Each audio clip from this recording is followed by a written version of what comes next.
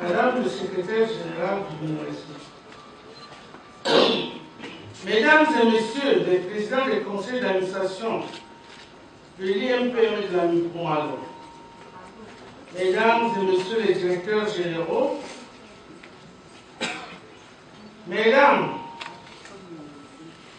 choisies parmi les grandes figures féminines du Cameroun, Mesdames et Messieurs les directeurs, chers collaborateurs, distingués invités, Mesdames et Messieurs, comme vous pouvez aisément vous en douter, j'éprouve une réelle et immense joie de me retrouver parmi vous cet après-midi dans cette belle salle de conférence de l'Institut de recherche médicale et d'études des plantes médicinales à l'occasion de la cérémonie de présentation de l'ouvrage intitulé « Grandes figures féminines du Cameroun », sorti des ateliers de Pressbook Communication. Je vois en effet aujourd'hui aboutir un projet qui m'a longtemps tenu à cœur, celui de produire un ouvrage magazine sur la femme camerounaise. Et à l'instar d'une mère comblée de bonheur à la naissance de son nouveau-né, je suis vraiment ravi et ne puis dissimuler la satisfaction qui m'étreint depuis l'apparition de ce livre. Il me plaît donc de prime abord d'adresser mes chaleureuses félicitations et mes sincères remerciements à toute cette assistance, témoin privilégié de la présentation publique de cet ouvrage dont j'ai conçu et orienté la réalisation. C'est aussi pour moi l'occasion de dire un grand merci à l'équipe de recherche et de rédaction coordonnée par le professeur Valentin Gandongo, qu'on ne présente plus, ainsi qu'aux membres du secrétariat de rédaction, sans oublier tous ceux qui, de près ou de loin, ont contribué à la réussite de l'œuvre que nous célébrons ici et maintenant. Excellences, distingués invités, Mesdames et Messieurs, permettez-moi d'entrer sans détour dans le vif du sujet, que beaucoup pourraient entretenir, en se demandant légitimement ce que le ministre de la Recherche scientifique et de l'innovation que je suis pourrait venir chercher sur le terrain de la promotion d'une publication consacrée aux grandes figures féminines du Cameroun.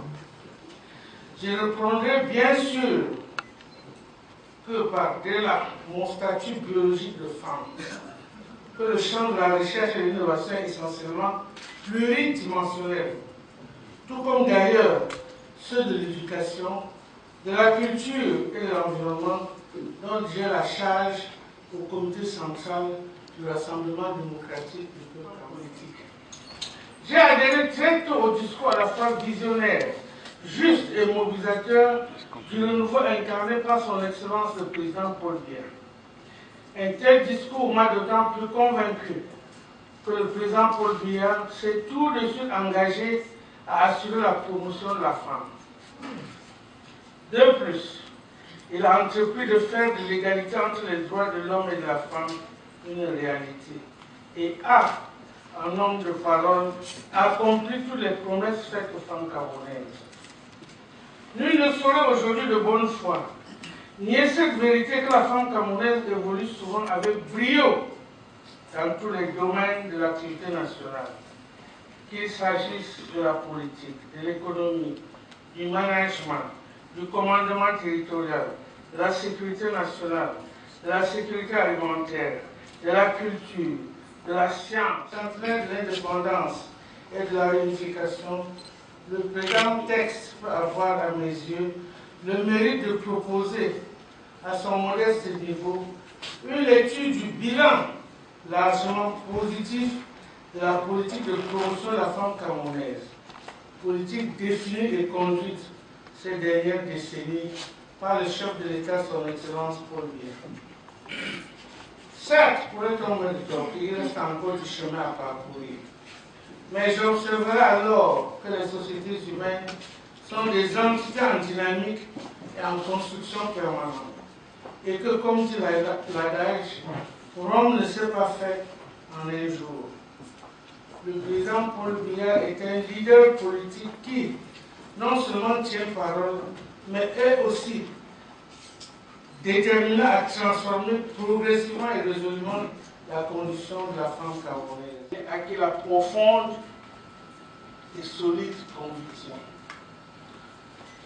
Ainsi assuré de l'engagement du président Paul Biya à leur égard, les femmes du Cameroun se doivent de lui accorder leur soutien indéfectible et constant, d'unité et de démocratie qu'il incarne si sérieusement pour notre pays. C'est au demeurant dans cette perspective de paix, d'unité et de démocratie que j'ai voulu orienter le contenu de la présente publication. Il s'agit d'un contenu volontairement ouvert, flexible et tolérant, ni de bord culturel, ni d'appartenance régionale, ni d'obédience ou de sympathie politique. L'équipe de recherche et de rédaction et moi-même n'avons été guidés que par le seul souci de présenter des visages de femmes du Cameroun, ayant pour propriété commune la grandeur, la renommée, le dynamisme des services rendus à la nation hier et aujourd'hui.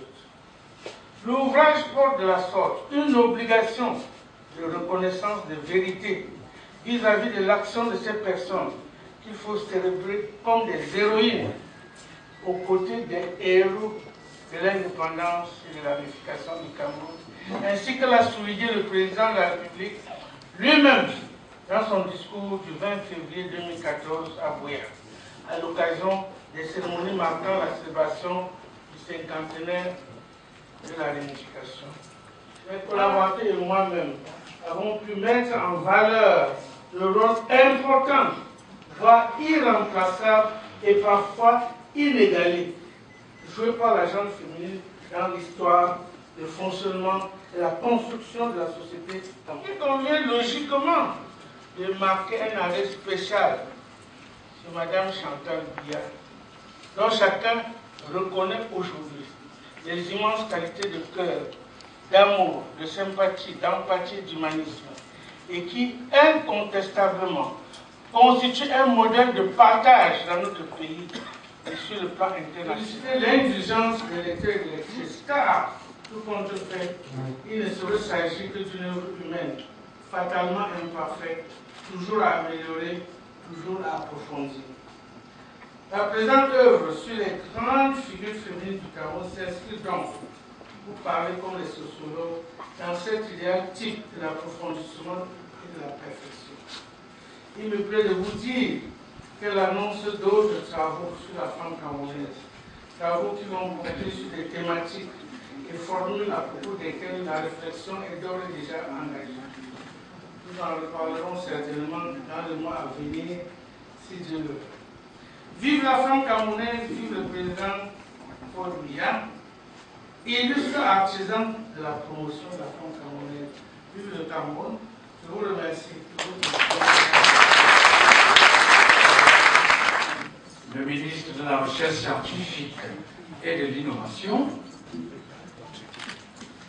Excellence, Madame le ministre de la Promotion de la Femme et de la Famille, Excellence, Monsieur le ministre de la Communication, Excellence, Monsieur le ministre délégué et le ministre des Finances, Excellence, Madame le ministre secrétaire d'État auprès du ministre de l'Habitat et du Développement urbain, Excellence, Mesdames et Messieurs, c'est un bien difficile exercice de prendre la parole après son Excellence, Madame le ministre de la Recherche scientifique et de l'Innovation, qui vient de nous abreuver d'une véritable ambroisie oratoire.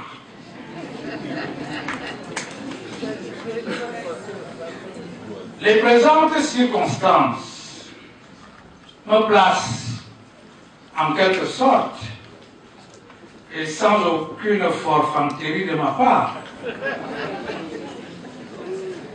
dans une situation identique à celle du moraliste français Jean de la Bruyère, qui observait, je le cite, « Tout est dit, et nous venons toujours trop tard ». Madame le ministre de la Recherche scientifique et de l'Innovation a tout dit. Qu'ai-je à ajouter? Sinon, quelques mots, quelques 2 ou 3 mots pour déférer à sa demande. Le premier mot, c'est de vous remercier, Madame le ministre, au nom de l'équipe de recherche et de rédaction que j'ai coordonnée, pour la confiance totale que vous nous avez accordée pour conduire et réaliser l'œuvre que nous portons en ce moment dans ces fonds baptismaux. Bien que, selon le philosophe Pascal, le moi soit haïssable, je voudrais rappeler à titre personnel que par profession, je suis sociologue. Et que la science n'est pas une activité désintéressée, mais au contraire, que la science a une intentionnalité, je veux dire une finalité. Je dirais que l'hypothèse téléologique du constructivisme suppose qu'il n'y a pas de science pour la science, qu'il y a la science pour un but. Une remarquable symbiose entre le politique et le savant. 2 personnes, des amphithéâtres, pour aller confronter sur le terrain, je veux dire, comme Popper, pour aller réfuter, falsifier sur le terrain les théories que, incontestablement, je possède comme professeur, qui a été dressée sur vous, Madame le ministre. Vous avez, en tant que ministre de la Recherche et de l'Innovation, vous avez irradié le secteur de la recherche de vos immenses et rares ressources humaines. Le remarquable taux d'implication des femmes. Si mon décompte est bon, j'ai relevé que les femmes politiques représentent 42% de l'échantillon des 98 grandes figures féminines. Ont réalisé des exploits qui feraient pâlir d'envie, de jalousie ou même de complexe certains hommes. Je ne veux pas mentionner tout le monde. Des figures féminines comme Chantal Biya, ambassadrice de l'UNESCO.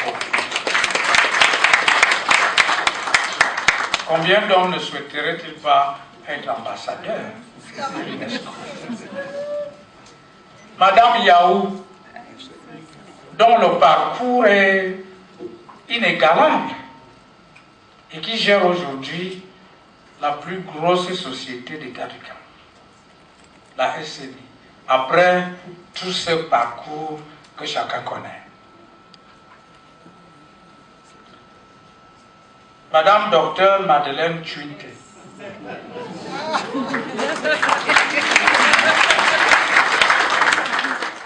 je ne présume pas de la suite, déjà pendant 10 ans.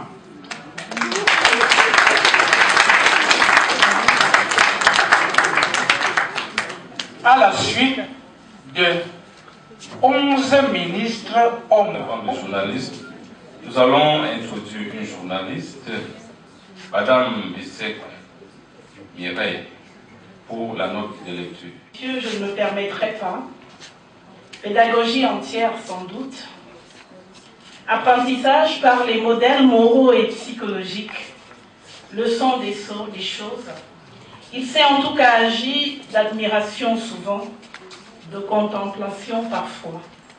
Oui, les grandes figures féminines du Cameroun inspirent le respect et suggèrent la foi. La foi en un meilleur devenir, parce qu'il y a de la promesse chez les Camerounaises, et elles ont de qui tenir, rassurez-vous. L'histoire de notre pays, savamment construite par les femmes, est une histoire à la fois émouvante et captivante. Et ces 171 pages le démontrent à loisir. Grande figure féminine du Cameroun est un beau livre, et je le dis tout go, sur le beau sexe, la belle Cameroun. Une galerie de parcours singuliers, de destins particuliers. Voici donc 98 femmes d'exception, honorées dans ce rousrou qui fera date à n'en point douter.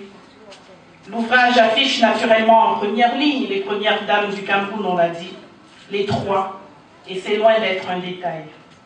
Chantal Biya, ambassadrice de bonne volonté de l'UNESCO, extraordinaire de naturel et débordante d'amour à donner. La première dame camerounaise ouvre tout sourire la série, et la revue de son œuvre se termine par ces mots de Béatrice Verhoeven, biographe: les bonnes causes ne meurent jamais. Germaine Aïdio, tenace et intuitive. Jeanne-Irène Biya, aimante et attentionnée. Et voilà qu'on rentre de plein pied dans la catégorie grande figure en politique. Et Dieu, que de fierté. Des statures bâties à force d'efforts et de persévérance, des statuts obtenus à force d'amour, d'abnégation et de sacrifice. Illustration de ce que le matriarcat existe bel et bien dans la société traditionnelle et que le leadership féminin a de bien lointaines origines. Delphine Tianga, Julienne Ketia, Sitabella, Madeleine Bono Samba, elles ont ouvert les voies de différents possibles. Et cet amour démesuré dont seules sont capables les femmes crève alors les yeux dans cet ouvrage qui éclaire ces braves de l'ombre, dont les tragédies sont autant de combats. Résistante jusqu'à la mort, Marthe Mounier en est une parfaite illustration. Les grandes figures en politique sont de beaux spécimens. Geneviève Chouès, Yawaï Satou, Françoise Foning.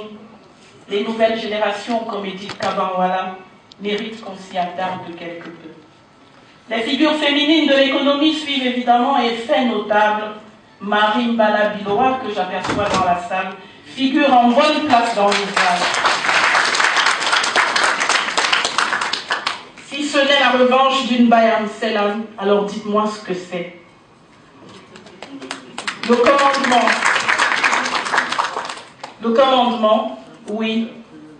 Ce fameux commandement où elles abattent définitivement les haies sont ici les maîtres mots. L'art sied si bien avec féminité et elles excellent également en la matière. De grandes voix, d'agiles doigts et toujours le même espoir, porté par une voix éternelle, celle de Anne-Marie Nzier.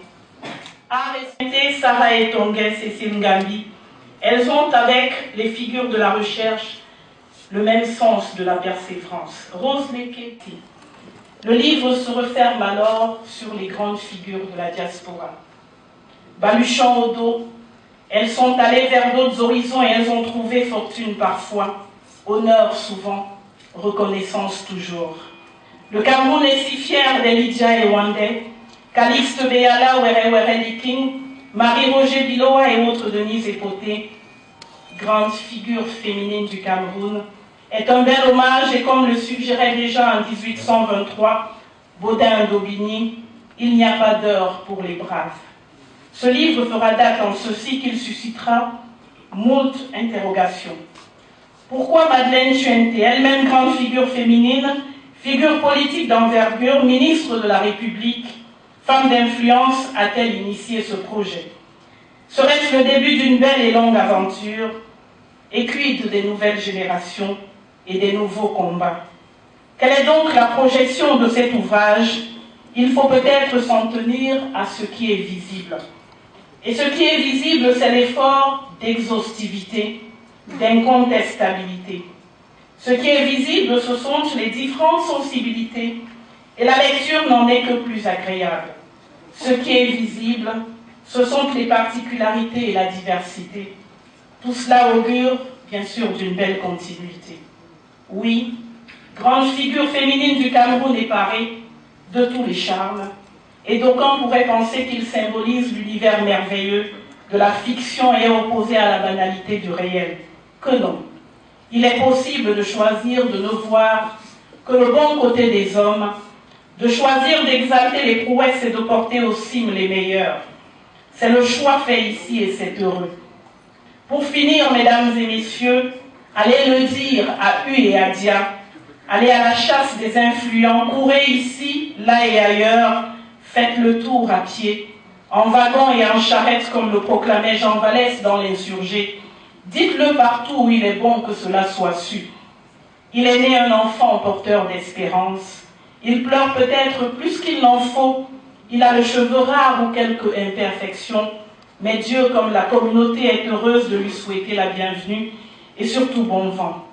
Madame le ministre, le vin est tiré, il faut le boire maintenant.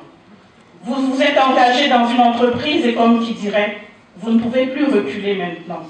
Le fourrage sera vert ou sec, selon que vous le voudrez. Cela peut paraître prétentieux, mais les journalistes sont hélas prétentieux et il faudra s'en accommoder. Je le dis haut et fort, j'ai pris grand plaisir à lire cet excellent ouvrage. Bonne lecture.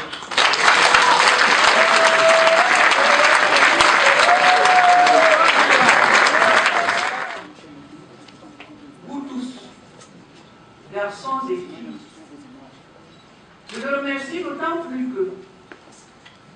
que ce soit les garçons, que ce soit les filles, tous me disent une seule chose. Maman, c'est grâce à toi que je suis devenue ce que je suis. Et je remercie Dieu. Ça m'a permis de le voir. Je n'ai pas un exposé à faire. D'autant plus que, il y a à peine 2 heures, on m'a dit ce que je devais vous dire. Heureusement que je l'avais sous la main. Je vais vous parler d'une expérience qui m'a énormément marqué et qui a marqué peut-être mon parcours dans la vie. Très jeune, j'étais en contact grâce à mon oncle Val-Henri, psychopédagogue en formation, qui était en France, un mouvement qui s'appelle le réarmement moral. Qu'est-ce que c'est que le réarmement moral? En fait, c'est un mouvement fondé en 1938 par un Américain luthérien né en Pennsylvanie du nom de Frank Bookman. Le but ambitieux de ce mouvement était de changer l'homme pour refaire le monde. Tout le monde entier était en mouvement. Il y avait des révoltes dans le monde entier. Il disait, quand l'homme écoute, Dieu parle.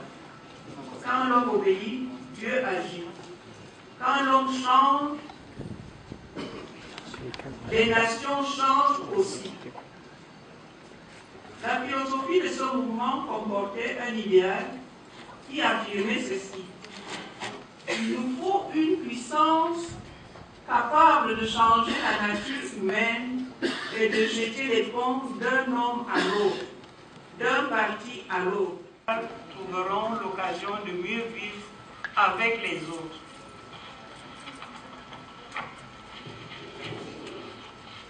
En 1957, je suis volontaire du réarmement moral.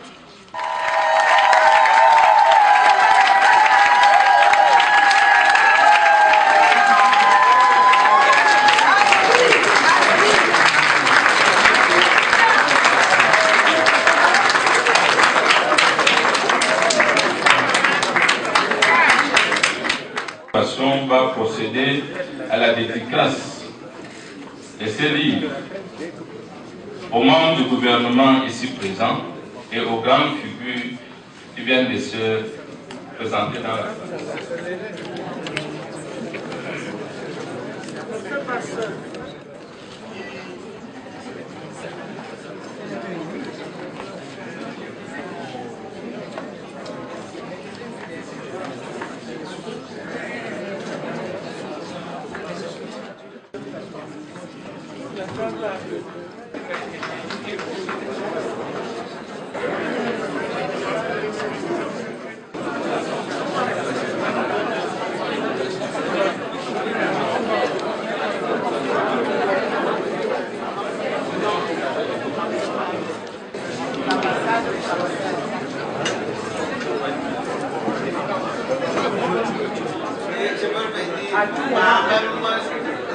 Dernière fois, parce que mon village urbain, je suis décidé à le développer cette année. Il faut continuer moi ça.